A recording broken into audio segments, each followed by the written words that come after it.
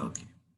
So I believe last time we were talking about the Python connector for the database, right?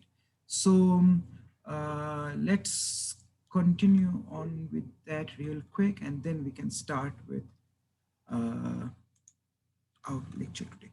Let's see. So on that note, so was everyone able to connect Python to their database, either MySQL or MariaDB?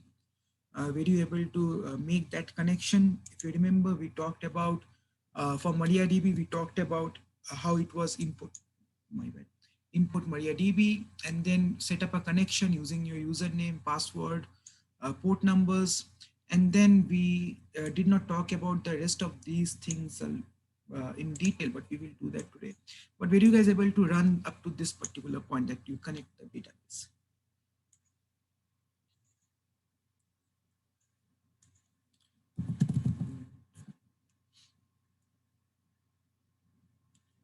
And that also applies to students who had MySQL databases. Mm, Let me go through the names real quick. So Yoge, Adil, Alex, Bailey, were you guys able to install these things? Cameron, Cody, David, Dennis, Dylan, Edward said yes, Edgar, how? Yep. Justin, Leon, Joseph, Fong, Santosh, Taha, Yaswanti, all good, all good. Okay, what I want you guys to do real quick today is open up Visual Studio and write in this particular code, and I'll really go fast and explain this code to you guys. I just want you guys to run this particular code as well. So I'm going to paste it in the chat window. Just copy and paste this code inside your Visual Studio or your Python environment and just try running this code. So what this code is supposed to do is it is going to access the banking database. Again, you'd have to name your username, password, and database accordingly, and the port number. The banking database, and from the account table, which has basically account numbers, the branch names, and the balances. It basically connects to the banking database and does stuff to it. So firstly, as I run this, basically I'm going to, before I run this, I'm going to show you guys what it does. So firstly, what it does is essentially declares a variable that is Redwood. Again, this is just an example. You can use it for different things. But some branch name called Redwood, and we know that Redwood is a branch name here that has about, I believe, a few set of no, not this one, a few set of accounts, right? So what this does is it selects, so it executes a query from Python itself by you creating a connection cursor and then basically calling cur.execute with the statement that we want to execute. So let's say that we want to get the list of account numbers and the list of balances, corresponding balances in the Redwood account, right? So how it approaches this is essentially have your query that is select account number balance from account where branch name equals to whatever the value, and you basically pass on the variable that is some name, and essentially once it is executed, cur would now have the list of all account numbers and the balances. If this query executes properly, cur would have the list of all account numbers and balances. Now if we want, we can actually display all of those account numbers and balances one by just iterating through cur itself. So cur here acts like two things, right? It acts like the SQL query executor, cursor, everything as well. And it also acts like the variable where we can read the data from a list, right? So for account number, balance, comma BAL in cur, we just print out the account number and the balance. So essentially this would be a loop that loops through all the results that we have and prints them out. So if I can just, let's see, if I run it, we see that we get a list of account numbers in Python and the corresponding balance values, right? And if we double check that with the Redwood accounts, we see it is A314460, A739917, yep, 314460, A664, 739917, yep, right? So essentially we can read values from the returned query results, and we can also execute any query that we want. Okay, now let's try another query, that is insert into queries, right? So let's try to insert something into our account database or account table. Let's say that we want to insert into account number, branch name, balance with 3 values. Essentially, I want to insert an account with the account number of A1000, account located at Wichita, let's say, and with a balance of, let's say, $1 million, right? So once it has printed this out, it then follows on to execute this particular command, which inserts this particular row into our table. So if we check our table, I think, yeah. So I think the account with the largest balance is $27,000, I believe, with the account number 446. So we can sort of run this code, and then we need to call con.commit to actually save these changes to the table itself, and then we close the particular cursor. So if we run this particular command now, print stuff out, does not print anything, but it did insert correctly. Otherwise, it would have given me an error. You would see an error in a second, but essentially now if I list out all the rows from my account table, I see that A1000 Wichita with $1 million has been inserted into the table that is account. What I want you guys to do is the code that I gave you in the chat window, I want you guys to run this code on your machine as well.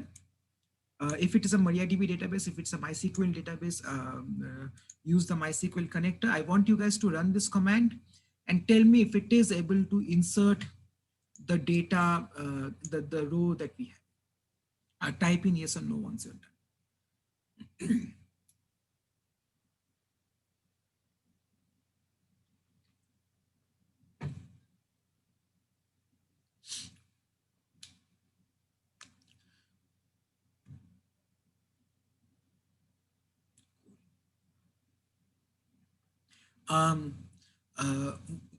Tell me what happens if I run this program again.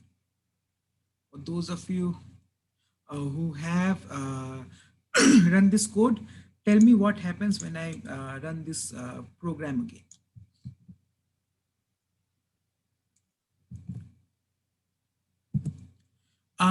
Alex, it might be that your username or password might be wrong, most likely, or your database name. You're welcome, Divyasri.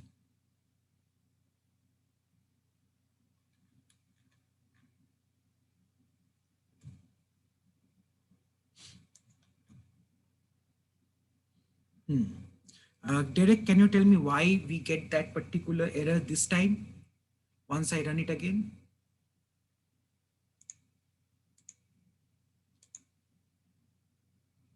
And if I run this, I get the same error as you.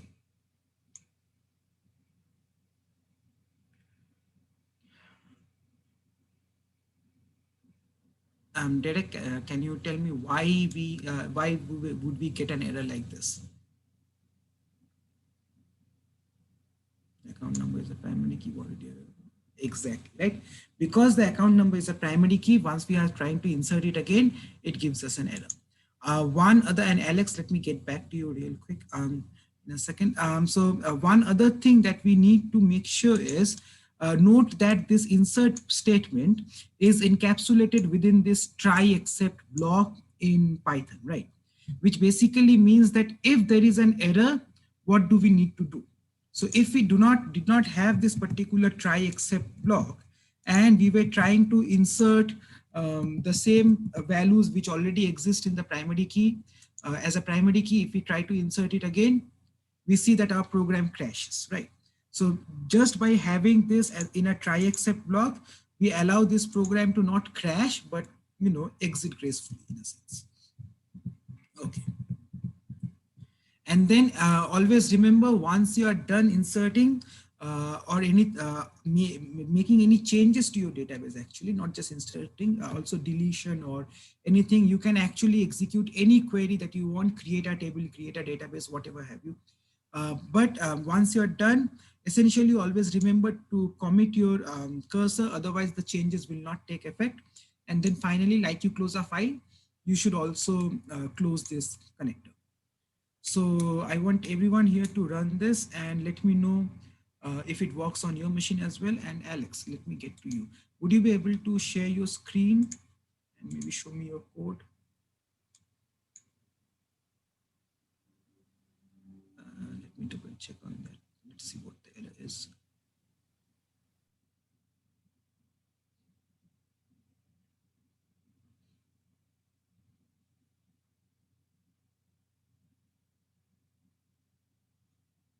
Alex.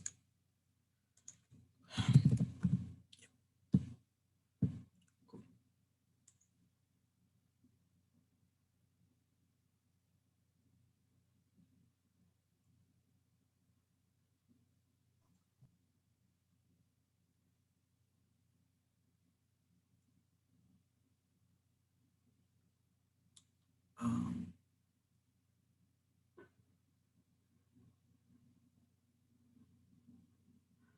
Alex, it might be just me, but I don't think I can see your windows at all or any screen at all. Can everyone else see Alex's screen? Is it just me? If something's going on, it's like flashing black on me. Okay. Do one thing. Share your entire screen. Maybe that will help. Or if were you sharing a window earlier, or was it an entire screen? I was sharing the window, and I think Visual Studio just crashed on me. Okay. Could you do one thing? Paste your code in the chat window, then let me see your code. Maybe then I can figure something out. Or just I just connector. copied what you did earlier. Did you change the username and password to your username and password? I did that, and it just says can't connect to it. Did you change the port number to your port number? That is 3307. That's probably why. Yeah, Most I'll do likely that. try changing that to, in your case, it might be 3306. Try that. Okay, and let me know what happens. Okay, so I hope everyone has run that particular code, and do let me know if you have any issues running that code. I don't think you guys would, but in effect, do let me know. And so before we begin with today's lecture, so I'm not sharing my screen now. Yes. Before we begin with today's lecture, any questions? Cool. Awesome. So any questions about this part?